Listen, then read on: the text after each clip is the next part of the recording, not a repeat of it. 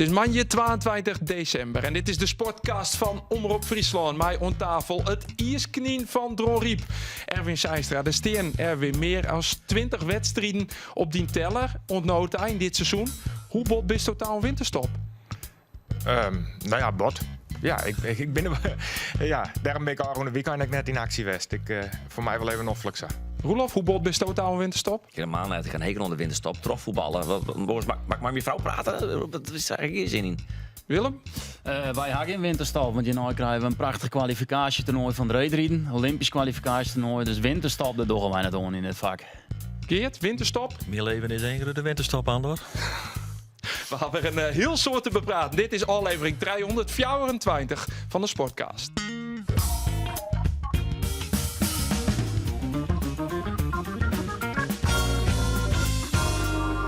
Het uitcomplex is verdwenen bij Sportclub Jereveen. Na de derde uitoerwinning op Riegen. Na de bekerstunt in de Kuip werd ook Heracles Almelo verslaan. En Cambuur had een eclatante oerwinning op MVV. Waarmee de Leeuwers al meer als een ier net verlen in het Kooistadion. Mijn naam is Ander Faber en dit is de Sportcast van Omroep Friesland.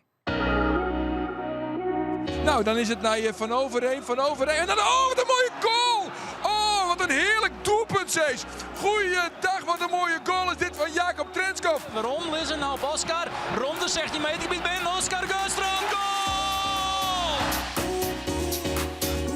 Nou, Rivera. Nee, doelpunt, ja!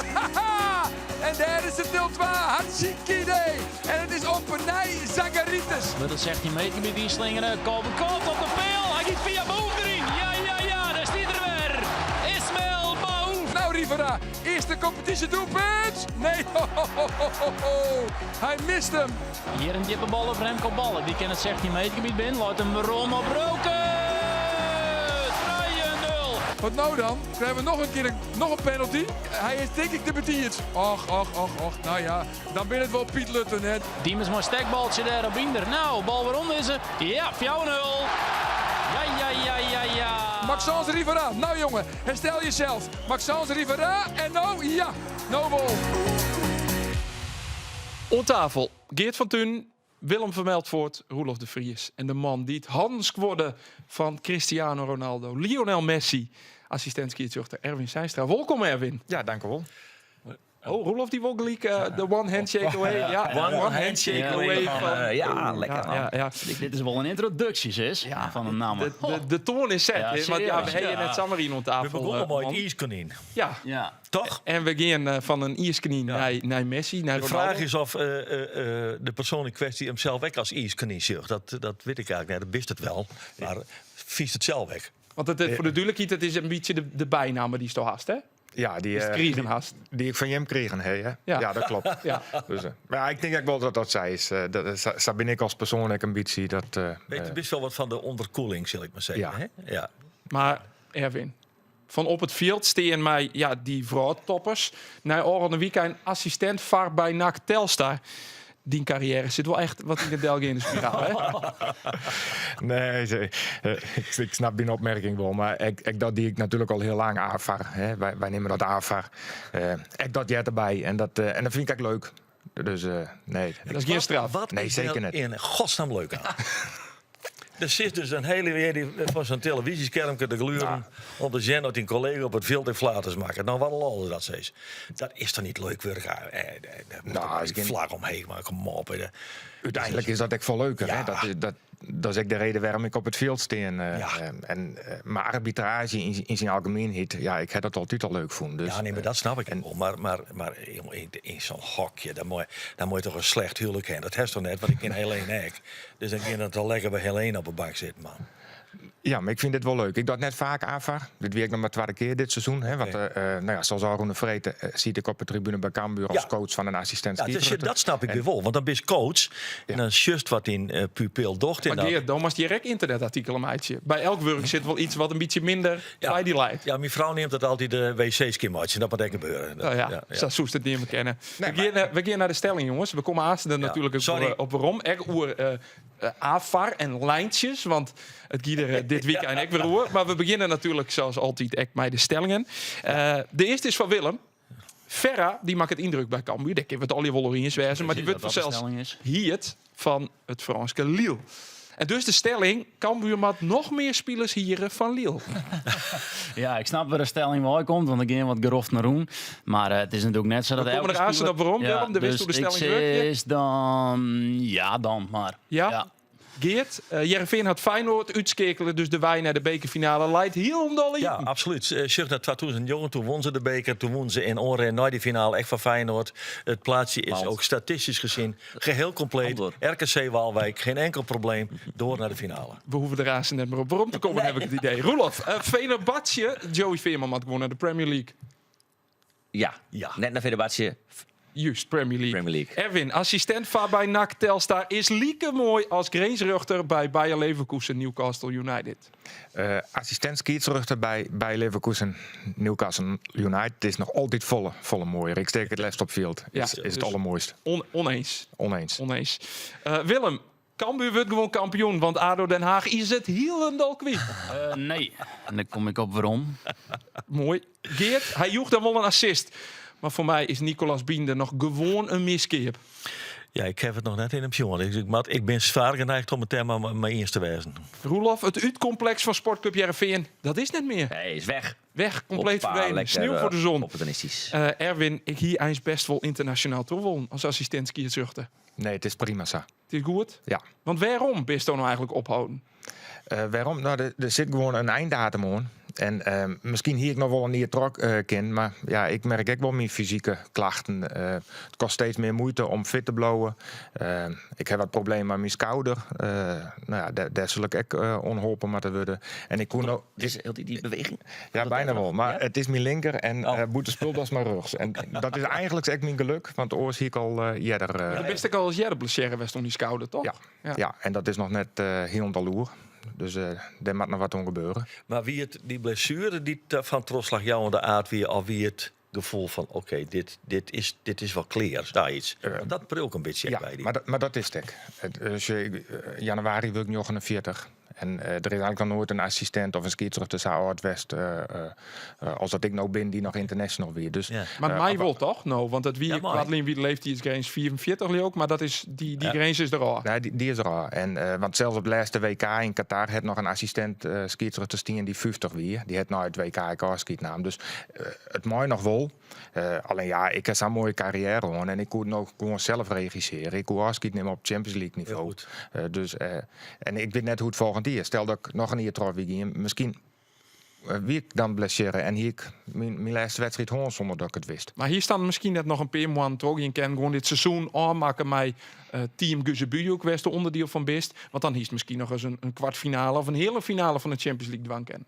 En nou, met alle respect, groepsfase bij Leverkusen Newcastle United. Ja, maar dat wist zeker international. Losers. Ja, ik vind het wel wat denigrerend zijn. Totaal net, maar Alles ik bedoel, wat mooi Erwin, het finales die het de grootste wedstrijd Ja. die en dan is dit Ja, maar oké, een ja. groepsfase. Ja, maar de grootste wedstrijden wie en ik met Björn. En ik ben met Sedar Trailien een heel mooi traject ingegaan. En ik vind ook echt dat Sedar stappen het maken. En, Dus een boejoek. ja, precies. Max dus. Ja, maar dat is inderdaad... het gaat echt de goede kant met hem op. En ik denk ook dat hij komt dat hij hele mooie wedstrijden krijgt. Maar die finales en dergelijke, Safir is het nog net. En ik moet gewoon realistisch van mijzelf wezen dat dit wie echt wel het juiste moment en het is goed zo. Wat ik graag weten wil, want zoals die je worden ouder. En dat zit hem dus in die blessure, maar zit hem dat ik in oren elementen. Want de beste in principe gewoon fit, toch? Ja, ik ben ook fit. En ik doe de wedstrijd nog steeds prima. Het is meer dat ik zelf merk, maar dan zit het in herstel. De volgende dag, als Van Bertha komt, dan merk ik echt wel dat ik een wedstrijd gewoon heb. En dat wie verliezen, wie dat hoort. Dus dat merkt iedereen die ouder wordt. Dus dat... De stiever of de... Ja, dat soort zaken. En die enige conditietesten, ik ben nog nooit zakken van conditietesten. Ik heb me nog steeds goed aan. Alleen die enige angst die ik heb, waar met sprints erin, is dat ik sprint krijg. Nou ja, te volle onzet wedstrijd erin zit. En ja, dat hield ik voorheen en net. En dat soort dingen wil ik nou voorkomen. Ik ga Aasen naar die mooie carrière die ze te horen hast, maar die mooie wedstrijden, die het dus nog net door is. Wel internationaal, maar net nationaal. Maar het gaat door hichtepunten. En dan kom je natuurlijk al gelijk bij Sportclub Heerenveen. Hey, Roelof. wat een weekend. Mooiste Oh. weekend van het hier. Mooiste weekend van het jaar? Ja, nou ja, weet je, Als het van deze week zijn hier is, Heerenveen wint bij Sparta uit, Feyenoord uit en Heracles uit, dan hier is ik neem even een tabletje, toch? Ja, Dat denk ik wel. Ja. Nou ja, dus dat hier niemand tocht. Je staat in deelt 8e. De finale longt, hebben we krijgt Ja, zeker. en ze spelen niet nog leuk voetbal. Ja, dus dat is maar een ontzettend lekker gevoel, ga je de winterstop in. En vooral omdat je constant het gevoel al hier in dit seizoen, het zit er wel in. Maar het komt het er net uit. Weer zo'n doelpuntje uit in de blessuretijd, mijn nakken, zulke dingen. En waarom nou dan wel? Nou, ik denk dat de factor geluk toch ik wel een hele grote rol speelt. Sport, hè? Ja, soms valt het kwartje de ene kant op, de andere kant op. Dat speelt ik wel een beetje mee. Maar Veldman die zei verleden weekend nog tegen uw collega Arjen de Boer, 4 punten uit Sparta uit en Heracles uit, ben ik tevreden. Ja. Het had hem dus zelfs in die zin misschien ook wel verrast. Ja, natuurlijk. Ik bedoel, Ja, maar jongens, mogen we toch wel constateren, die jongens van Heracles kennen voetballen, hè? Zo. die van Feyenoord eigenlijk ik net. Nee, Nou ja, dat ze is misten wel een wichtige doelpunt te maken vanzelfs, maar voor de rest... Gewoon kampioen erin. Ik heb het Heracles is geen bijzondere ploeg. Sparta ik net. En Feyenoord spelen natuurlijk ik net geweldig. Alhoewel, Twente speelde echt heel min. Je voelt het nog wel iets mooi. Ik vind Feyenoord... Ik heb het even nog Feyenoord, maar het voor mij. Nou, misschien kunnen we dat in de eerste aflevering van Naïer doen. Want de eerste wedstrijd van Heerenveen is natuurlijk weer Sien Feyenoord. Nou ja, Robin van Persie wil ik het wel graag even hebben. Want dat is toch bizar hoe dat zich ontwikkelt. Zo, ik denk dat dat misschien wel het meeste is nog bij de heel soort supporters, maar ik meestal bij de club Heerenveen en ik gewoon spelers. Dat viel dus zo lekker. Merkst dat viel dus toen alles. Dat ze zo blij wie dat ze er eigenlijk verzwaardigen dat hij de safvolste wedstrijd op Riga verleer. Daar zit best wel wat rancune in. Zit dat nog zat, Jip? Bij gewoon wel. Het lijkt net bij iedereen. En er wordt ik gewoon hoor van Persie. Dus op zich is die relatie wel goed. Alleen daar ben ik gewoon meestal zowel binnen de club als bij de spelersgroep die daar echt wel zagrijnig over werden. Binnen de staf, wie het direct klikt het toch totaal. Nou ja, alleen nog Henk Brugge zit er nou nog bij. Dus op zich is die rancune zit er natuurlijk net meer bij. Maar dat ziet er toen ik net goed. Dat goed, klopt. Nee. Jongens, ik mag je hem onderbreken. We beginnen Azen natuurlijk terug met Heerenveen. Want ja, we zijn nog lang net uitpraten hoe Heerenveen. Maar het is het hier voor. De meeste net. Oh. Telefoon? Omroep Friesland. Waar gaan we gewoon de telefoon? Ja, de mystery guest, daar hing het weer in onder de telefoon. Waarvan wij rieden met waar het hij of zij is. Dat doen we middels ja en nee vragen. En we stellen alweer een vraag om beurt. En Erwin Doop is de eerste die de vraag stellen mij. Bent u man? Bent u in het verleden, of misschien wel op dit moment, scheidsrechter of assistent scheidsrechter geweest? Je dat niet? Jim had beide in Nederlands stijl, dus verstaan je Friesk? Of praten je Friesk? Erwin? Het is dus een collega van assistent skierzichter op skiertjochten. Even Sjen, best. nou ja, we hebben nog een peer. We hebben nog een peer. Wouter Wiersma. Ja? Maar die praat praat echt Fries. Fries. Ja, ze praat alleen Fries. Jan Dus, Dolstra. Ik mag het maar wat helpen, want dit wordt wel heel lang. Jan Maar Dolstra. waar heeft het meeste gearwerken? Waar heeft de meest mooie wedstrijden die je... de meest mooie, maar Björn. Ik zoek vragen wat hij het misschien is. Is dit Björn Kuipers? Hey, kijk eens. Nou, ja, meneer Kuipers, dan heeft u zo lang een team gevormd met Erwin Zijnstra. Maar hij herkent u niet. Nee, maar het is toch ook ongelooflijk. Ik bedoel, ik zei dat ik Fries kon verstaan. Ik zei niet dat ik het kon spreken. En hij denkt alleen maar aan mensen die kunnen spreken. Ik kan het wel een beetje verstaan, maar niet spreken. Dat was een tamelijk verneukeratieve vraag, moet ik inderdaad zeggen. Precies. Want we gingen op een Friese tour, Erwin en ik. Meneer Kuipers, mooi dat u in onze uitzending bent. Waarom wilde u graag met Erwin samenwerken toen die samenwerking tot stand kwam? Ja, dat heb ik mezelf ook wel eens afgevraagd. Nou, Ja, brandlos. Nee, flauwekul. Ik heb Erwin leren kennen als een enorme vakbekwamer assistent scheidsrechter. En hij kwam uit Mexico, had daar net de WK gedaan. De finale gevlacht en ik zocht een assistent en hij ging met me mee naar de Supercup om eens te kijken of het een beetje past of niet. En ik heb hem eigenlijk nooit meer losgelaten. En Erwin is, wat dat betreft, hebben wij heel veel mooie dingen gedaan. En ik ben super blij dat hij in ons team is gestapt. Hoe was die samenwerking? Want we hebben hem net een ijskonijn genoemd. Was Erwin dat ook? Is Erwin dat ook? Want hij is natuurlijk nog steeds actief. Ja, Erwin is wel af en toe degene die het meest serieus is. En af en toe ook het ijskonijn. Maar als je me wat beter leert kennen en we hebben de mooie momenten. We hebben heel veel mooie momenten gehad. Dan dooit dat ijskonijn aardig. En dan wordt het een hele warme kerel met heel veel mooie dingen. Heeft u wel eens meegemaakt dat hij echt boos was? Dat u echt in de kleedkamer staat of ergens in een hotellobby en dat Erwin echt... Nou, kortom, de boel verbouwd heeft daar. Ja, Nou, eigenlijk 1 keer. En dat is maar. Dat is in onze samenwerking is dat toch relatief heel weinig. Ja. Maar we hebben ooit een keer een wedstrijd gedaan. Dat is Benfica Shakhtar. En daarin gingen wij even heel fel tegen elkaar tekeer. Hij was in mijn ogen te laat met het geven van een advies. En toen ging hij even los. Maar ik ging nog harder los op hem. In die wedstrijd, gedurende die wedstrijd. Benfica Shakhtar in de Champions League. Denk ik dat het was. En na die tijd zijn we ook grote mannen. En dan is het gewoon weer koekenij. En dan hebben we het uitgepraat en drinken we gewoon weer een glas bier. Ja, Erwin, ging dat zo makkelijk toen? Ja, zeker. Zeker. In de wedstrijd is het eventjes dat het, nou ja, even we weer beide boos op elkaar. Nou ja, dat kan gebeuren. Maar zodra we in de kleedkamer weer alweer uitsprutsen en high five en een lekker glas bier en kleerwiet. Ja, dat jet ik bij topsport. Zeker. Ik verschiet het Tuurlijk. We moeten elkaar scherp houden en af en toe dan... en eigenlijk zet het maar 1 keer op deze manier plak voelen. En dat, ik dat jet af en toe eens eventjes. Is er ook nog een andere anekdote, meneer Kuipers, over Erwin? Waarvan u zegt, oh, dat is ook nog een leuk verhaal om te vertellen? Nou, weet je, voor anekdotes moet je eigenlijk bij Erwin zelf zijn. Want hij is een wandelende encyclopedie. Hij onthoudt altijd alles en ik vergeet heel veel dingen. Maar wij hebben eigenlijk echt heel veel mooie dingen meegemaakt. Maar Erwin is natuurlijk ook een controleur. Dat doet hij niet alleen in zijn dagelijks leven waar hij werkt. Maar ook op het veld wil hij altijd controle houden en altijd overal bij zijn. Maar dat wilde hij ook altijd als hij de vlucht moest halen. Er was altijd een gevecht. Wie er als eerste opstond om de vlucht te pakken. Wie als eerste het vliegtuig in kon. Wie als eerste zijn koffer boven in het bakje kon doen. Erwin was altijd degene die daar heel specifiek in was. En wilde altijd als eerste dat vliegtuig in. En er was altijd een beetje een run tussen Sander en Erwin.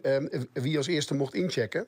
En weet je, het rare is. Ik wist nooit bij welke gate we moesten zijn. Waar we naartoe moesten. En wij volgden altijd blindelings. En eigenlijk is dat zo op het veld ook altijd geweest. Zijn adviezen pakte ik bijna altijd blindelings over. En dat deden we in en buiten het veld. Dus Erwin is een gouden kerel die heel veel voor ons betekend heeft langs de zijlijn en in het veld. En dus in Team Kuipers. Hoe is dit om dit te jaren, Erwin? Ja, dit is mooi. Maar wat wij gewoon met elkaar mooi maken is zo bijzonder geweest. En als dan juist draaien totaal verschillende type personen. Sander Verroekel, de hoorassistent, Björn en mijn persoontje. En hoe dat dan als team, hoe dat samen is kwamen. En we elkaar sterker maken. En als dan deze worden, dat maakt het mij ook wel weer grutsk, ja. Bent u het met Erwin eens, meneer Kuiper, dat hij nu zegt van... ik ga er nu mee stoppen en niet bijvoorbeeld aan het einde van het seizoen? Nou, internationaal eindigt het seizoen met een kalenderjaar. Dat betekent op 31 december eindigt dat moment. En ik denk dat Erwin alles heeft gezien en meegemaakt. En wat je heel goed voor moet oppassen is dat je niet over datum raakt. En dat je bij topwedstrijden blijft. Nou, Erwin kan hardop zeggen dat hij zoveel mooie topwedstrijden heeft gevlacht. Binnen Team Kuipers, maar ook nu aan de zijlijn bij Serdar Kuzebuyuk. Er zijn momenten van komen, er is een moment van gaan. En ik denk dat voor Erwin ook het moment van gaan heel goed gekozen is. Ja, duidelijk. Meneer Kuipers, we willen u niet te lang storen. Want, dat u aan de telefoon kunt komen, want u zult wel druk hebben in de supermarkt, of niet dan? Ja, de kassas draaien op dit moment volop. Het is 3 dagen voor kerst, dus we hebben het aardig druk, zeker. Maar desalniettemin, ik maak altijd graag tijd voor Erwin. Ja, en dat is mooi om te horen. We wensen u in ieder geval een heel veel succes de komende dagen met die kerstdrukte. En ik neem aan dat u ons aanraadt om de kerstboodschappen bij Albert Heijn te gaan doen, hè? Ik zou zeggen, op naar Jumbo. Heel goed, dank u wel. Björn Kuipers, mooi dat u even aan de telefoon wilde komen. We hadden haast nog hoe Cambuur, want dat wie vanzelfs echt weer een mooie oefening. Maar we wie nog net uitpraten hoe Jereveen. Roelof, mensen, daar wie nog net uitpraat, toch? Nee.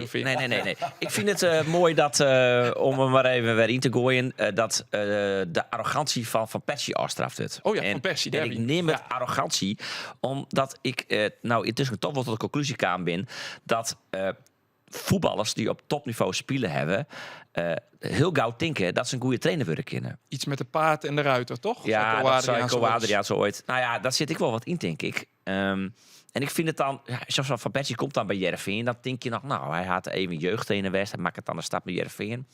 Vind ik al een vrij pittige stap. Maar oké, want hij zei, ik vind het een mooie club Jereveen. Ik zag het net als tussenstap.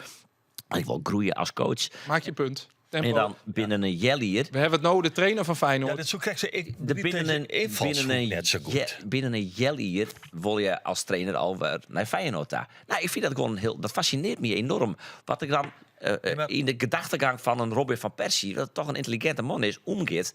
En dat hij dan die stap maakt naar Feyenoord. En dan, gewoon natuurlijk keihard faalt eigenlijk. Gewoon Jorgenwedstrijd verlengd van de laatste olven. Maar dat fascineert me enorm. Waarom? De vraag hoe Jereveen rol af. Net over Van Persie waarom of naar Feyenoord. Nee, maar ik ben nog bezig met mijn verhaal. Begint de winterstop voor Jereveen net te betiert? Want wij binnen, Ja. gewoon van u binnen rond daar, onder winterstop. Maar Jereveen nog net, denk ik. Nee, dat zien we wel in trok een keer. Nou ja, over januari is trouwens Ja, Jereveen dit is Feyenoord. Dus allemaal wat dat betreft, Ja. dat gaat net zo heel lang. Nee, maar het zit natuurlijk in een goede swing. Het zit, het rint. Er is eigenlijk geen speler waarvan je zegt, hey, dat functioneert op dit stuit net. Zelfs Rivera, hè? En zelfs weer, ja. De ketchupfles-theorie Is het is doek los. van Brouwers om een penalty om een teamgenoot te Jan? Nou, Wol, op het moment dat je 2-0 voorstaat in de 4 minuten een penalty krijgen, dan vind ik het net zo slim. En de uitlist van Luc Brouwers, wie na de wedstrijd, dat in principe zit op het listje Vente en Sijk. Vente wie al van het veld daar, dus Sijk zou hem nemen kunnen. Dus die Oliver Brouwer al kreeg maar de bal om hem te nemen. ja. Dus Luc Brouwers zei na de wedstrijd, ik van ja, maar dat ineens wegkwam, geen idee. En hij hier al daarvoor, als ongeveer Luc Brouwers, al het idee van, nou, als er een penalty komt op zo'n moment, ik gun het Rivera heel bot. Hij had wel scoort je Feyenoord, maar in de competitie hier die nog net scoort Rivera. Hij kent dat doelpunt wel broeken. Dus als het ging kweek in van het wedstrijdresultaat, nou, dat wie het in de 4 minuten minuut, als je 2-0 voorstaan, dan jouwt je hem Rivera. Dus ik zeg ja. Maar in hoeverre luistert Rivera druk op? Want hij mist dan de eerste. Hij scoort dan uiteindelijk toch de tweede. Dus dan hebben we het nergens meer over. Hij had scoort ketchupfles. Maar stel hij mist dus. Nou, dat gebeurt letterlijk. En hij moet net hoe aanbeuren. Dan was bij Rivera extra druk deel. Dan weer 2-0 bleun en dan... Nee, maar dan hier Rivera wel net scoort. Dat hij dan uitleest wist. Klopt.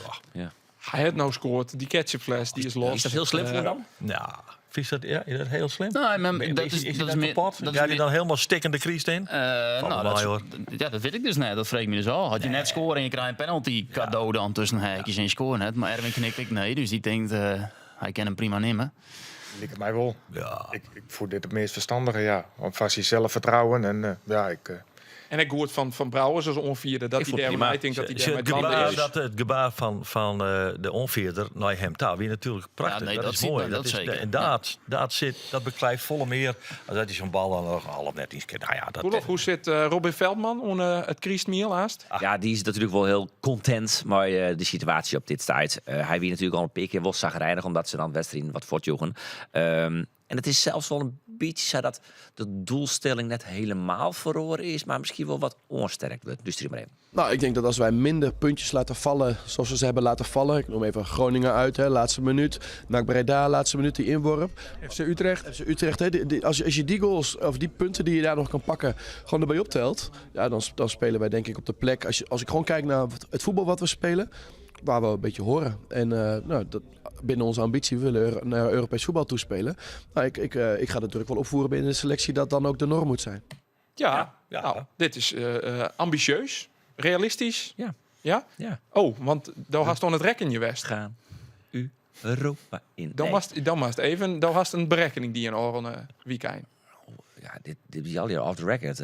Ja, maar dat zei het in de presentator van de ik podcast. zou nou 26 punten. Ja. Als dat keer 2 was, dan komt het op 52 punten. Ja. Nou, dan, het 5e plak maar en dan meestal van rechtstreeks Europees voetbal doen Oh, algemeen. nergens naar rechtstreeks Europees Ja, voetbal. rechtstreeks Europees voetbal. En dan mag je over het algemeen zo'n 50 tot 60 punten ongeveer hebben. Dus dan komen ze nog wel een peer te kwad.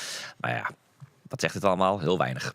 Nou, Dat mag net zomaar zeggen. Want Sieverke, statistieken, vreeg je maar om Willem. Het kladblok leidt alweer op tafel. Dat kan een hele hoop zitten. Het kan een hele hoop zeggen. Je zegt bij Cambuur dat een jaar lang thuis net verslaan we. Dat zou het een heel soort. Maar ik hier een heel... Hoor hem nog even beter, Willem. Want we hebben het nog net hoe Cambuur. We hebben natuurlijk nog hoe dat Heerenveen. blijkt naar mij. En ik zie dat hij er leidt. En we beziek je de Harker en de Sjorren waarom te meidje van die statistieken. Nou, dan zal ik even een teaser aan. Ik ga een heel leuke statistiek over de eftername van der Heide. Kijk. Kom eens zelf waarom. No blauw je luisteren en Sjen.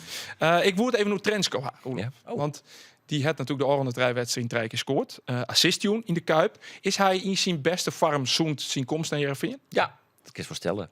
Alleen nog, ik denk dat er geen is die zei dat hij net voetballen koer. Daarvoor ik net. Dat is gewoon een van de betere voetballers aan de kant van Heerenveen. Die ken ik nog wel eens een keer een stapmaatje.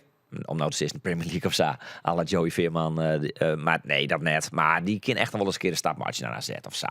Dat niveau, weet ik veel. Misschien middenmoots Bundesliga of zo. Dat is ook om nog wel eens een keer door de wand. Ik had toen ik een interview met hem. Ik zei, bij heel vaak het gevoel dat hij wat meer zitten wat sneller op goal. Nou, ik denk dat ik een enorme invloed heb op hem, want hij zit wat vaker op goal. Dat is onder basis van het succes van Jacob Trensko. Is dat wat ik nou Nee, dat is flauwkul natuurlijk. Maar het valt me wel op dat hij vaak zit. Dat wil ik eigenlijk is. Hè. En dan gaat hij nog eens in de kruising. Ja. En dan bedoelt hij er nog eens heen. Cruising wie het die in kent Heracles net. net. Het ging ook over lijntjes.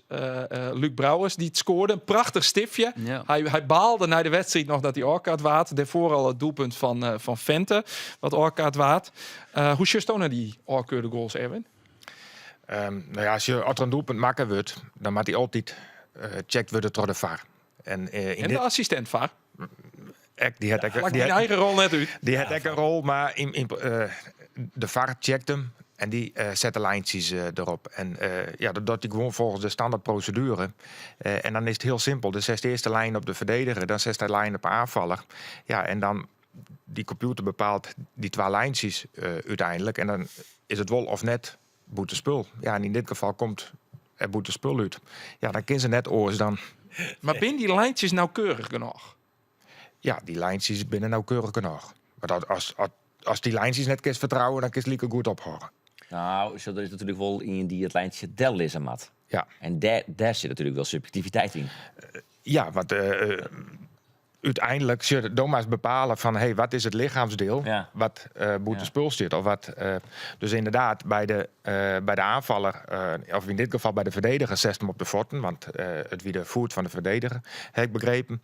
En bij Brouwers gaat het zijn bovenlichaam. Dus en dan telt elk deel van het lichaam best maar scoren. Dus in dit geval gaat het denk om de varhollen bij hem.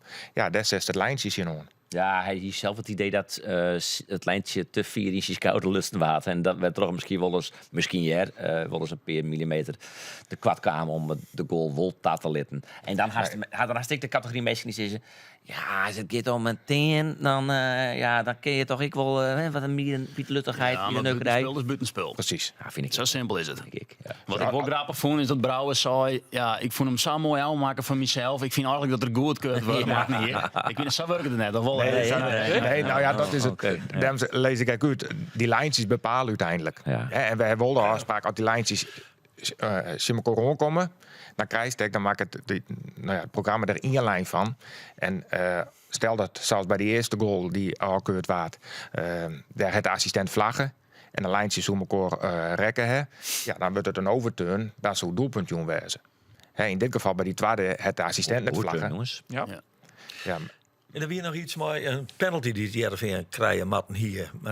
Maar Ringo Meerveld in de eerste helft waard. Onderuit lutsen. Ik refereer nog aan het radioverslag Ja. van Arjen de Boer. Werd ik in de studio aan de Seattle Lustrin. En die weer 100% uitzoeken dat Heerenveen een penalty hebben moet. Ja, ik. Ik eigenlijk. Erwin, Do? Is dat zo, Erwin? nee, we zien het voor mij net in de samenvatting. Nee, of wel? ik zie het net in de samenvatting, want ik ga jongens naar jongen. En ik zie ben onderwijs het naar net in. Zeist. Ja, Dat nee, komt zo ik zie goed bij, hè? Ja, Dat is dus de ik, moest oordeel. nee, maar ik zie het net in de samenvatting. Dat klopt. Hoe goede beslissingen sprutsen. Dit wie dan geen goede beslissing. Erwin, wat wie die beste beslissing? Ooit. Ooit in die carrière? Oh. Ja. Hij is aan beskiën. Maar een oeren uitsturing, Erwin. Nee, nou, ik heb wel vaker zijn de perfecte wedstrijd voor een scheidsrechter voor de arbitrage bestaat eigenlijk net. Maar ik denk dat wij hem haast willen horen hebben. En dat wie in 2013 de hele finale van de Champions League.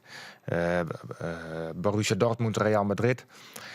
De roen alles bij u roen gewoon goed. Het was een wedstrijd maar enorm grote druk voor. Want de wedstrijd daarvoor in de hele finale ging het net goed met arbitrage. En wij waren zo scherp. En ik hier één boetespulsituatie. Lewandowski scoorde in de wedstrijd 4 keer. Er was één boetespulsituatie. Ja, dat was zo scherp. En iedereen dacht van dat moet boetespul wezen. Lewandowski zit wel 2 meter boetespul. Ja, en dat was eigenlijk mijn mooiste beslissing. En dan krijg je letter nog de jaren dat die doelpunt net direct herhaald werd op televisie. Dat meestal nog meer twijfels in. Nou, dat zal het wel boetespul west hè. En pas bijna 2 minuten later kwam de herhaling met de sectie metercamera. Dat is en dat het eigenlijk een fantastische beslissing weer. En wie een cruciale beslissing met oog op het verring van de wedstrijd? Of water het Kogi of net? Het wie in je niet en het waard 2 in. Dat is wel een cruciale beslissing. Dus dat weer cruciaal. En dat moet rond uit naar 4 ringen. Het wie de eerste wedstrijd. Dus ze moesten daarna nog naar Madrid. Maar het wie 4 ringen in deze wedstrijd. 4 keer Lewandowski. En de return weer 2-0 voor Madrid. Dus uiteindelijk weer de Champions League finale Borussia Dortmund Bayern München. Volgens mij die bewuste finale van Arjen Robben. Had ik mij net gezien. Op Wembley. We hebben gek op quizjes, Erwin. En wij kunnen zeggen dat wij net op een veld stien hebben met Messi, met Ronaldo, met Mbappé. Dovol. Dus we willen even een quizje doen. Dat ik 2 spelers opneem. En dan mag je degene nemen waarvan je het meest bijzonder vindt dat je mij op een veld stien hast. Ja. Wij kennen dat dus net van. Zie ik het Roelof vregen. Maar die had dat kijk net helle. Dus dan moet je zeggen, Erwin, van welke speler als je het meest bijzonder vindt als je daar mij op het veld stien hast. Laten we beginnen. Mark Diemers of Luc Brouwers?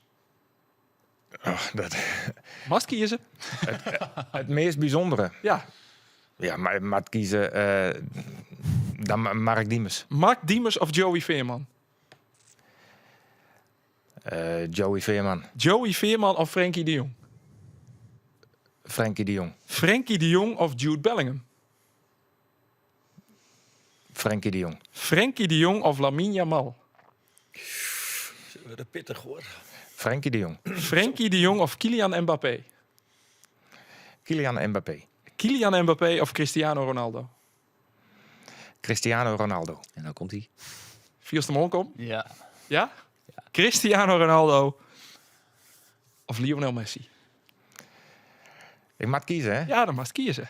Dan komt ze dan net met Chin, de best internationaal net meer actief. Cristiano Ronaldo. Toch wel, waarom? Ach, gadverdamme.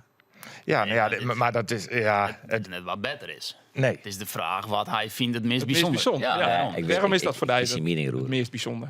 Nou, ik vind als just naar arbitrage, de laatste jaren, met Lionel Messi, vond ik dat hij iets te volle met arbitrage bezig was. Wat meer begon te zeuren, te mekkeren op een manier die hij net nodig had. Ik heb met Ronaldo, hebben wij vol meer dat hij met respect naar us daar weer. En eigenlijk nog steeds, als hem zien komt. Of vorig jaar hebben wij Portugal nog gewoon in de Nations League. Die heeft nog steeds echt het respect naar arbitrages. Hij zeurt ook wel eens en dat mag ik, hè, de emotie. Bij Ierland Portugal wel snel leren dat die respect hier. Ja, dat wie oors, maar dat wie ik net naar de arbitrage daar volgens mij. En Messi die begon dan in zijn laatste jaren in Europa wat meer, maar dat kaartgebaar en zo, daar doelstop? Ja, daar doe ik op. Ja, gewoon het zeuren naar het mekkerie, net eens wijzen maar beslissingen. En ik voel juist zijn kracht in de beginfase van zijn carrière, wie dat hij hem nergens mee bemoeide. En hij heeft heel toek maar de duels. Hè.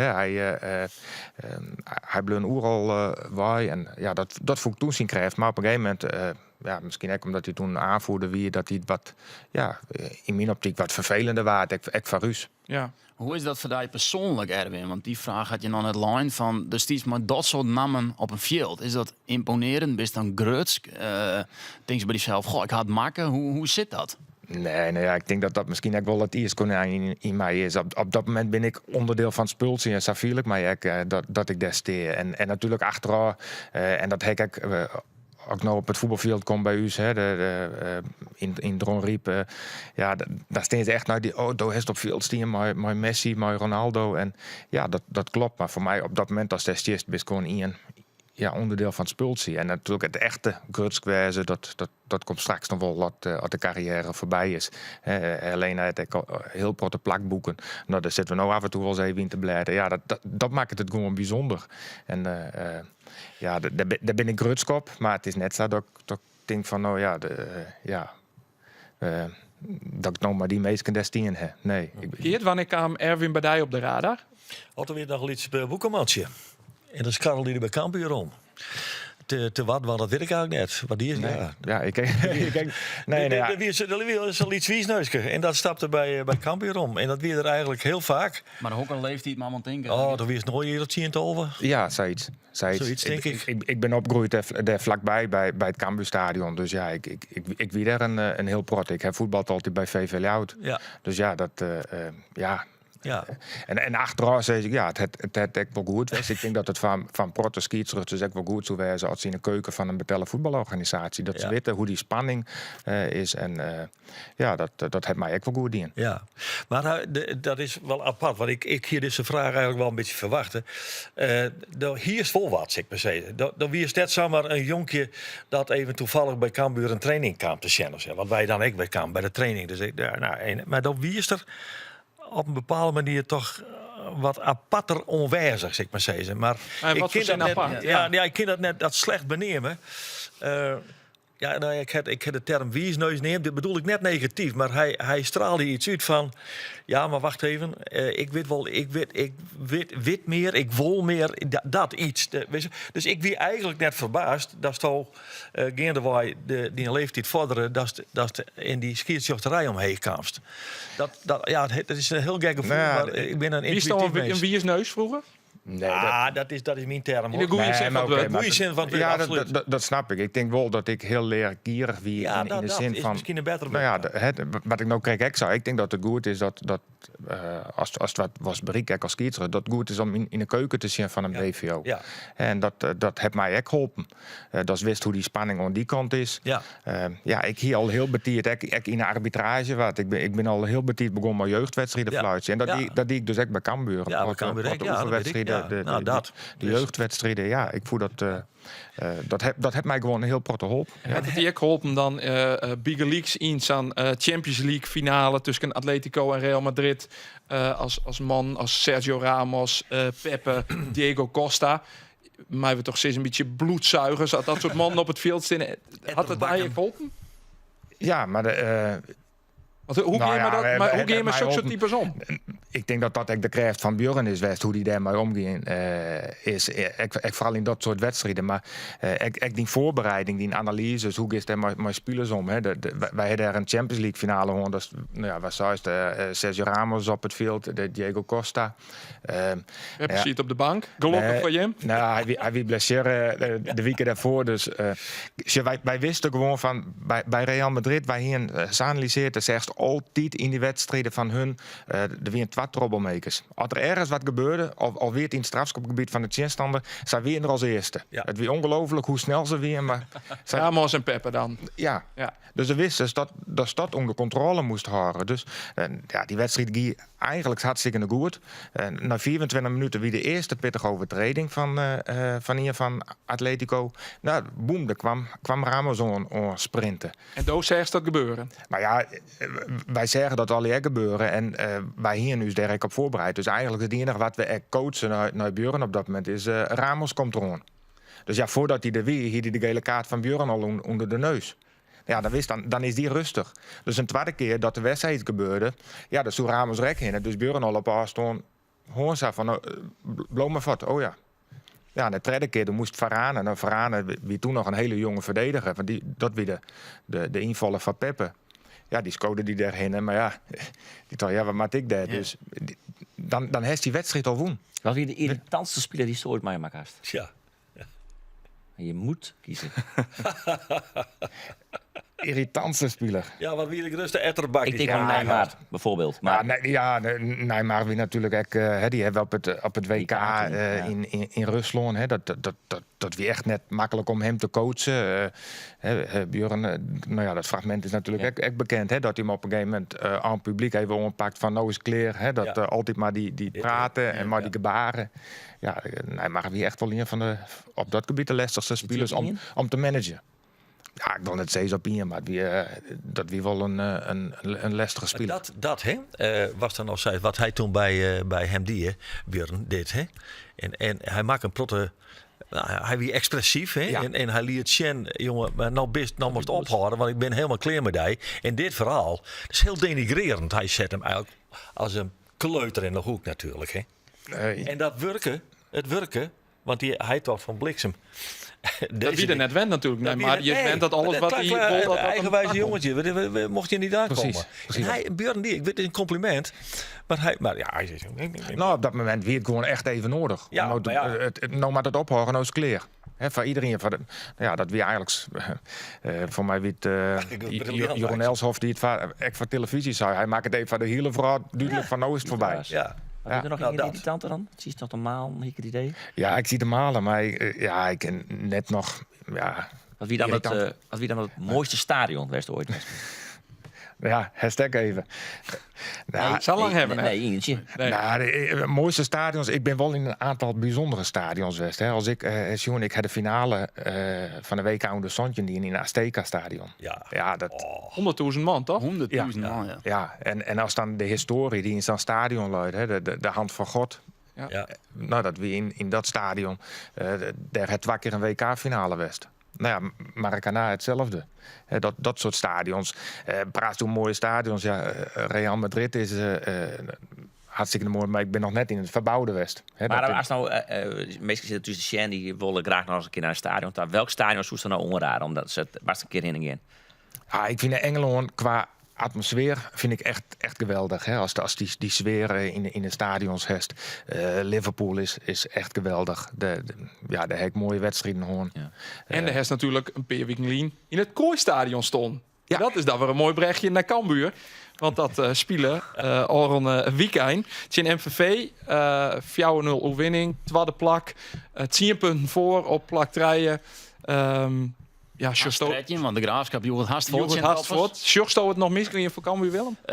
Nee, het ziet er heel goed uit. Maar ik had het altijd wel nog een beetje van me aan. Ik zou wel op het begin van het seizoen ze worden tweede. Dus het zou voor mij nou heel nu verwijzen om te zeggen ze worden juist net. Want het ziet er gewoon heel goed uit. Maar ja, ik een keer wel hier en maar Zwolle Bigelieks wat een 11 punten voor die en toch misging. Dus je mag nooit zeggen ze binnen er. Maar als je zeggen naar de krijgt van de selectie van wat ADO docht, wat Cambuur docht en daarachter een heel richtje met teams die het gewoon net constant genoeg presteren. Roda had een soort blessures. Nou, de Graafschap had het al dreig met top als. Willem II speelt het wel Willem iets in II Helmond speelt wel league, dus dat is heel fluctueert. Dan is het geweldig en dan is het Jippe Daal. Dus dan zeg je, dit komt goed. Maar ik zou inderdaad aan het begin van de uitsturing net dat ze eerste willen zoen. Maar Geert, ik bedoel, ADO Den Haag, die zit in de hoek waar de klappen vallen. Ja, maar dat had ik maar de blessure van Jari Vlak. En natuurlijk de Afrika Cup, jongens, onder andere de keeper er net bij. Ja, Maar dat het Cambuur wel aardig mazzel mij dat Ufreun Baouf, want die zit op een lijstje. Mocht er een blesseerd uitvallen en mocht ze in invliegen laten maaien. En het is een verdediger. dat wist al. Ja, dan is hij. Dit is inside info. Dit is inside informatie. Nou, dus hij kan gewoon nog inflyen worden. Ja. Ja, we werken het bij Cambuur nou. Hè? Dus eigenlijk waar we nou, Nou, wat dan meer nieuwtjes? Nee, dat hek wel, maar die lees ik in Adel. Dat zoek ik een beetje sneuverdij wezen, dus dat ook net. Maar wat wie Arne Vredien hichtepunt Geert, want er wie vanuit Cambuur een eerbetoon om fans die het Arne hier verstaan binnen. Ja, Elske de Wallen die You Never Walk Alone song. Ja, nou, die Elske fantastisch, maar ik zei ze. Dat zong ze echt heel mooi en heel goed. En, of wie het doelpunt van Ivan Henstra, maar de assist van Nicolas Binder. Die dat inderdaad meer nice, de assist van Binder als het doelpunt van Henstra. Maar wie wel een mooi goal. Een mooie voetballende goal. Ja, maar er zit meer mooie doelpunten bij, toch? Die lange bal van Mulders op balk. Ja, ik heb maar even, we moeten even bij de benen op de grond blijven. Ik heb van Heracles zijn die jongens kennen het voetbal die ene wedstrijd, maar die van MVV kennen echt het voetbal. Echt, dus hè? nee. Wat ik dus totaal net begreepte, want ik Echt hield hem aan Mark Dien bezoek naar de wedstrijd. Als je net voetballen kent in Cambuur, dan maak je één ding van wat Helmond Sporters die ingraven. En hoop je dat ze net scoren. Westerveld, de zoon van Sander, Sam, shit die bal naar voren, keeper van MVV. Die rolt door de zijlijnen en ik zag 4 voetballers van MVV, 3 onvallers en nog een middenvelder en daarachter nog in, die het heel heeg druk zetten op de vlieging. Binnen 20 seconden. En toen dacht ik, Cambuur wint. Ja, maar Vond je me niks is, het is mooi dat Peter van den Berg na je coach dat hij een Cambuurspeler, hè? het Cambuurspeler, Fantastisch. voetbal de visie heeft en ja, je kan realistisch spelen, maar je kan ook verst horen om die visie. Naïef misschien. Het is maar- gewoon naïef. En ik zei, want ik hier direct met Diemen zoer. Ik zei, wanneer had jij nou in de gaten dat je hem deze wedstrijd win ging? En toen lag ik dat moment, ik weet wat ik nog zoen. En hij zei, ja, wij dachten niet nog 4 minuten. Dit komt helemaal goed. Ja. En in Ien, Willem, wie daar? Van der Heijden. Wiebe van der Heijden. jongen. Wiebe van der Heijden. Waar is dat? Ik zei al dat ik een statistiekje hier. Maar Wiebe is een joggetje-jarige middenvelder is hij. Hij komt bij Harkemasse Boys. Waar hij speelt al jaren bij Cambuur, zo'n zijn 12e. En hij komt als een duveltje uit een doosje een beetje. Maar voor mensen die het Cambuur volgen is hij al wel wat langer op de radar. Er zijn wel meer jongens die daar voor in opmerking komen. En, Pak dat blok erbij. het geval is, Van der Heijden. Dan gaat er natuurlijk in de Cambuurkringen altijd een bijltje rinkel in. Zeker. Sander van der Heijden natuurlijk. Sander Zit van je der geregeld op Bouwie tafel. van der Heijden. Ja. Dat is inderdaad het volgende werk op komen zoeken. Want Henk de Jong had onderbewust, denk ik, zonder dat er het zelf weet, skieten is kreun. Want Van der Heijden is nou de naam die het meeste voorkomt bij Cambuur. Want die binnen er 8 in Tusken. Want je had dus een Boudi, dus hij is het al. Ja, nou, een Fokke, Marco, Sander natuurlijk, Sjouke, Wim, Wout. Ik kan ze al wel opnemen. Maar wat wie nou het geval? Er wie heel lange strijd tussen de Jong, Jansen en Van der Heijden. De Jong hij natuurlijk, verder. Ja. Dat wie er ongeveer, dat wie er ik zo'n. Theo, dat hij ook bij Cambuur spelen? En je had zo'n... Trainer West. Trainer, ja, natuurlijk. de teltrainers net mooi. Dus je had Atekar, Erik, verder, ja, Peter en Rob. Dat even. Je is net voor Jansen elke naam nemen, ja? Nee, van Jansen had ik net. Dat wie in de zo'n. Dus dat wie zo'n van der Heijden. Maar wie is nou dus debuteren? En dat betekent dat er nou 8 van der Heidens binnen. Dus mocht je... Ja, jongens, dat dit vind is- ik wel even mooi. Dit is een mooi statistiek. Maar toch, mocht je Erwin? dus... Maar dat wil ik dus even opgevallen. Ja. Mocht je Van der Heijden hitten en een band krijgen of zo'n, weet ik het. Dan zou ik onrieden om die bij een Cambuur te sturen. Want dan is de kans vrij groot dat is in de buurt maakt. Erwin, mooi statistiekje? Ja. Je Prima. kreeg er helemaal niks voor, maar dat maakt het niks. Ja. Nee, dat klopt. Ik neem aan dat heel Hakema op de tribune ziet, Vretejoen. Nou, dat is wel grappig, want wie kwam dus als een duveltje uit een doosje. En dan, weet je, als ouders ik niet zo goed, ja, wat moeten we nou eigenlijk doen? Maar we nou wol of net gaan, spelen die nou wol. Dus ik wie wel benijd wie de hele familie onwijzig wie hebben. Nou, toevallig is er een bingo bij Harkema's Boys, dus daar zitten ze. Behalve mijn Hai, die zit hier wel boven. Kijk, Sjen, hè, ze nou bingo bij de Harkema. Ja, klopt, maar zie maar dat ik gewoon leuk hou. Hè? Maar die Hoyt zit je wel dus op de tribune? Ja, we hadden om Jel wel vandaag boven in de businessclub. Maar we wezen met alle spelers en deze uur kunnen denk ik nog. Dan ging ik lekker maar hem naar huis. Was dat nog net, jongen? Ja, ik zei hem correct op de tribune zitten. Dus ik zal samen even naar het veld. Dus dan krijg ik net even een rol van het Hoyt wel jongen weer erin voelen. Nee, we moesten er rondje maken, dus ja, ik hier een tiert van. En daar ben ik een vriend van mij trouwens, dus deze zei ik nou even heen. Het is natuurlijk wel gewoon een needgreep, toch? Want ja, Daan Visser blessure, Jochem Nat blessure. Dus ja, Cambuur het gewoon een middenvelder nodig. Nou, het is wel dat hij echt in beeld is om meer wedstrijden te dwan. Maar het is wel zo dat je in al even steen brengen net wie van der Heijden. Dat is realistisch, maar ik En weet het. bovendien is Cambuur driftig op zoek naar nummer 6. Hebben we daar al meer informatie Nee, over? daar Want heb ik even nog geen informatie. op de socials, de zeer betrouwbare Ja, X, socials. zullen Weer we op. Nam van Liel voorbij komen. Die het dan in de picture weer seizoen bij Cambuur om Seis de nijverdiering in de middenvelder te winnen. Hast u er meer informatie over? Nou, er gaan inderdaad geroft naar doen of het die meisje van Leeuw komen. Dat komt natuurlijk ik toch verder. Want dan zeg je gauw naar die club zelf. Je hadden dan die connecties. De club liet er zelf nog net al te volle los uit. Dat het nog net helemaal vier is. Dat het geroften binnen. En je moet denk ik verder Sais. Het is wel bekend dat ze nooit Sais joggen. Of het is een naam binnen, dat is net wis. En je had natuurlijk Jochem Nap nog. Die had een amateurcontract. Had eigenlijk nog geen contract. En daar was ik maar verlengen. Daar ben ik in Daar ben je toch al langer mee ondergong. Want toen Nap erin kwam, toen zeiden ze al, ja, we moeten het contract onder Jan. Hoe kan het dat het nog net teken is? Ja, dat is mij een beetje onduidelijk. Dat is net helemaal wis. Dat zult te krijgen, heb ik maar clausules en hoe gaan we nou verder? Nou ja, komt er Big Leagues een doorverkooppercentage. Binnen alle grote dingen wat je nou rekken maar houden matten. En daar zit ze mooi om tafel. Maar je kan niks zeggen, Geert. Had Cambuur nou met Ferra... Nou ja, dat is een fantastisch score geweest van Cambuur. Ja. Maar als je nog weer in je van Liel hier... dan ben je ze wat aan het opleiden voor die Fransen. Is dat net dom? Nou ja... Ja, of dat dom is, dat weet ik net. Is het wie het dom om Ferra te hellen? Echt is hier? Nou ja, dat kist u afvragen. Want de verzinnen is niks on. Nee, maar hij is wel belangrijk. Maar hij is wel belangrijk. Dus ja, dat wagen dan... Dat mag je nog Ja, maar het is ook wel een beetje het lot van Cambuur natuurlijk. Ze kennen het alles, Keerpie. En als nou mooi Bouwoef en mooi Geustrand...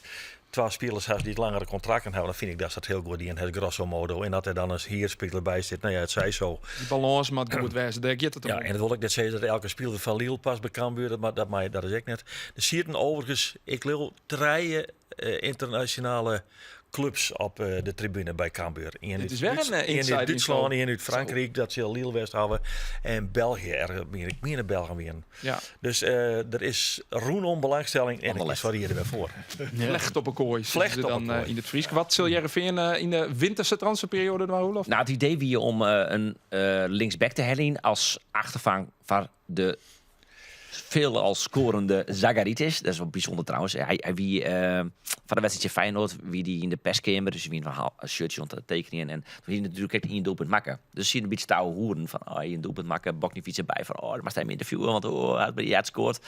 Maar toen zie ik even, wat hij zei van, ik heb nog nooit gescoord. Ik dacht een grapje weer, dus ik even een opzichtje. Hij hier alleen nog maar scoort bij Olympiakos, Preus, onder een jontje. En daarna nooit weer. En hij is nou 26 leuk. En nou scoort er dus 2 keer in een weekend. Dat vind ik wel een...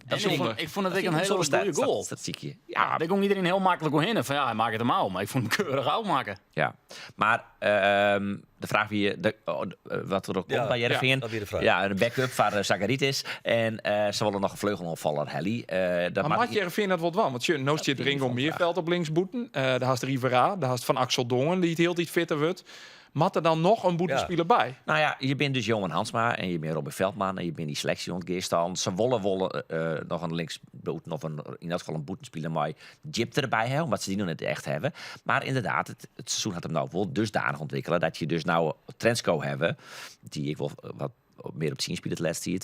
Trensko, Gurbus, Rivera en Van Axel Dongen begint fitter rijtje. En Jens Verliezen Wieken, dat hij het zien doelpunt maakt get. ja, hij zit zoals Robert Veldman uit aan de bovenkant van de selectie. Dus eigenlijk ga je nou wel jouw spelers van 2 posities. Ja. Je kunt nog steeds de Trensko op 10 keer, dus het is misschien wel sowieso wel fijn om qua breedte er nog in bij te hebben. Zou we zijn dat het een healing wordt, want er is wel rond in het salarishoers, maar net hield om Utiaan. Maar Nou komt hij. Nou Nou komt het goudbeentje. ja, Joey Veerman gaat zelfs goed als wees naar Fenerbahce. Als Fabrizio Romano het meldt, de transfergoeroe, dan is het vaak ik weer. Haast altijd van wie ik weet zijn percentage net, maar hij zou dan geen van dik 20 miljoen. Jereveen dat een trofferkeeppercentage van 10% uitwongen bij de transfer van Jereveen naar PSV. Maar dan is het geen 2 miljoen wat ze krijgen, want het gaat over de winst. Dus 20 miljoen min 6 miljoen, want Jereveen had het verkocht voor 6 miljoen, is 14 miljoen. En 10% van 14 miljoen is 1,4. Dan zou je dan is een mooi 1,4 miljoen op Fortuna. Nee, ik zou het net. Daar heb ik nog een beetje van, maar vooral het bedrag wat PSV krijgt, dat maar wel je nou hartstikke, maar het vaak in termijnen. Dus dat betekent net dat Jereveen ik dat bedrag van 1,4 miljoen in 1 keer op een rekening krijgt. Het is toch onbegrijpelijk, hè? Dat hij dan nou naar Fenerbahce. Hij kon al een simmer naar Brentford, Premier League. Ja. En nou gaat hij, denk ik, voor het yield, maar dat is een aanname naar Turkije. Ja, nee. Is dan wel als vlaggen in... Best wel Fenerbahce als ding? Nee. Ik heb mijn Champions League debuut maken bij Trabzonspor. Trabzonspor, ja. En dat is eigenlijk de enige keer dat ik Turkije die bij. Je ging er wel uit de trainingskamp vroeger. Belek gingen we altijd heen. Ja. Een heel soort raar Dat ding klopt. altijd. Ja. Ja? Toch? Dat weet toch niet nice, toch? Dat hij schiet zich op de Maar peststraat. Roelof, even nee. als Heerenveen-watcher en kenner Zo. wat antwoord vregen. Want het is een beetje standaard dat Andor geen antwoord krijgt op zijn vragen van die. Dus Ik ben blij dat je als routinier, nice bassist. Waar heb ik je vraag op antwoord op? Nou, ja, ik ging ze net al herhalen, wat dat zo schande van de tijd was. De vraag is nou naar Fenerbahce, Joey Veerman. Is dat verstandig? Nee. Juist, nog even een antwoord. Nou, dan ben je er. Nee, die mag toch gewoon naar Komt een... er backup voor een linksback en een onvaller? Dat is hier toch Die mag toch gewoon naar een top 4 competitie. Dus hoe die toch... Ja, nou ja, Fenerbahce is natuurlijk wel een mooie club, bijzondere club. Ik denk dat als je voetballer bent, een keer bij Fenerbahce spelen, maar Bliedwijs. Alleen nog, ik denk dat wij al het gevoel hebben dat er wat meer in zit van Joey Veerman. En dat, want zoals Brentford bijvoorbeeld. Ja, Brentford Fenerbahce is qua niveau. Nee, maar ja, Premier League. Kom op, de spelers Nee, elke oké, week... Juist, nou ja, dat is het meer. maar Dat je top vanuit mensen Brentford nog wel eens een keer een stapmaatje kunnen eventueel. Want Joey Veerman wil ook in het Nederlands elftal. Ja, Ja, maakt hij net een goede stap nou van? Nee, dat ik al wat loslid had. Want je krijgt het gevoel dat er tussen Koeman en Veerman laat dat het niet helemaal lekker lekker, zit. Nee, Nee. hè? Erwin? Volgens mij net. Nee, Dat nee, ik, nee, wat- nee, Als ik meer wel- wist, moest je het vertellen, hè? Wist, hè? Ja. Waarom zit je? Dat weet ik. Ja. Ik ben ook in chance bij de KNVB, maar Oh, ja. nee, dat... die, De Geert, die had al 2 inside info nightjes. Ja, Hij stond nog wat... nee, Nee, dat... maar ja, hij wordt er niet aan betaald en ik ben slechts vrijwilliger. Oh ja, dat is het. Het is net als je wist dat er een Jereveen-speler op een shortlist zit of zo. Misschien wel. Om als je net kiest dacht te winnen. Misschien zit hij bij de oerlezing bij Koeman. Nee, maar dat Ja, volgende week. dat voel krijg je een beetje, want het is een Ja. goede voetballer. Ik wil ook niet best denen- die plafond light. Ik wil ook net denigreren van over die Turkse clubs en zo, want dit de beleving is er natuurlijk tot Het is op lekker het waar, bord, het jongen. is een mooie stad. En Maar het ja, is een fantastische stad. Met de Bospor is het is natuurlijk meer dan geweldig. Dat is de West. Ja. laten we de morele bezwieren Wat er van was het dan een nog? spelen in een land met een dictator maar even boeten bescoring. Ja, Want we zitten dat is wel de haast, reden op dat ik nou absoluut net meer naar Turkije wil. Nee, Nee, net. nee, dat Dus kan ik me die hier voorstellen. alleen dat ik er west ben. We binnen van daar, jongens. De Oertinkings. Zo. En dat Nou, betekent hè? dat we dus, we gaan gewoon hartstikke een oren maken. Giet alweer rap. Zat bekend, we komen er net op waarom. En Erwin, ja, de mast weg hier ze. Maar ik zal daar even ontlijsten, even wat azem rond te Jan en eerst beginnen met Geert. Ja. Eerste of toch tweede kriesdij? Nee, het werd eerste kriesdag, want dan krijg ik al mijn pakenzezeltjes of visite. Maar We komen er net op waarom, hè? Nee, ik kom Maar- er wel van. Maar ik vind het heerlijk. Ah, dit is wel een mooie uitleg. Ja, want hallo, deze kriesgedachte, die vond ik wel heel mooi. Waarom? Dus ik vind dit, Dan ja. maakt je zelfs bij de Oertinkings jou weer plak voor. En inderdaad een hele mooie kar voor eerste kriesdij. Willem, Wiebe van de Heide? Of toch Sander? Nou, dan toch Sander. Ik dacht wie bekoisteren.